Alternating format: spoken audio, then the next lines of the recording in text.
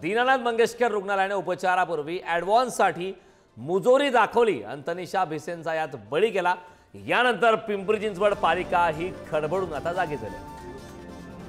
पालिकेच्या वैद्यकीय विभागाने 650 रुग्णालयांना नोटीस पाठवले। कोणत्याच रुग्णांकडून ॲडव्हान्स घेऊ नका, असं घडल्यास रजिस्ट्रेशन सुद्धा रद्द करण्यात येईल असा इशारा पालिकेने या नोटिसीद्वारे दिलाय।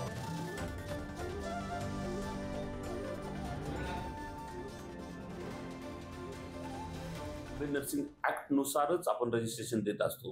त्या ऍक्ट मध्ये काही गोष्टी ज्याला दंड आपण म्हणू शकतो अशा गोष्टी नमूद केलेल्या आहेत। त्यामध्ये त्यांना नोटीस देणे, नोटीस घेऊन खुलासा देणे, प्रथम त्यांना सक्त सूचना देणे किंवा काही दंड करणे।